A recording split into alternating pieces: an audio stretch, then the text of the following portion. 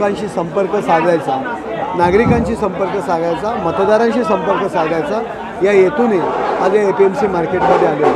येथील अनेक प्रश्न प्रलंबित आहेत। माथाडी कामगारांचे प्रश्न असू द्या, गाळ्यांचे प्रश्न असू द्या, FSIचा त्यांच्या जागेचा प्रश्न असू, या ठिकाणच्या स्वच्छतेचा प्रश्न असू द्या। माथाडी कामगार हा रात्रंदिवस मेहनत करत असतो, त्याच्या पुढचं काय अनेक प्रश्न प्रलंबित आहेत। हे सर्व प्रश्न माननीय मुख्यमंत्री एकनाथ शिंदे साहेब यांच्यापर्यंत पोहोचवण्याचं काम मी करणार आहे आणि त्यांच्याकडनं सोडून घेण्याचं काम करत आहे। प्रत्येक वेळी माननीय मुख्यमंत्री एकनाथ शिंदे साहेब माथाडी कामगार असतील आणि या ठिकाणचे व्यापारी असतील त्यांच्या मागे उभे राहिलेले आहेत आणि ते सोडवण्याकरता आम्ही कटिबद्ध आहोत। लोकांशी संपर्क साधणं, लोकांपर्यंत पोहोचणं हे आम्ही आमचं काम समजतो।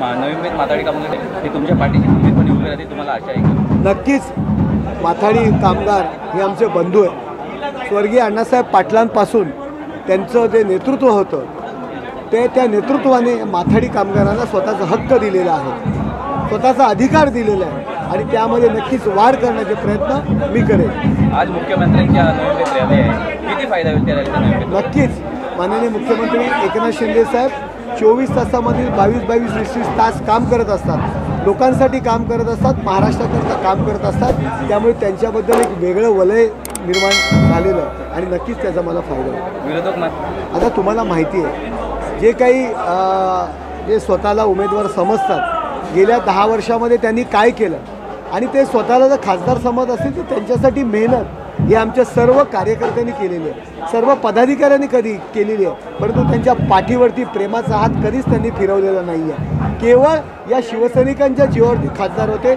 आणि आता ते शिवसैनिक त्यांना त्यांची योग्यता दाखवून देतील।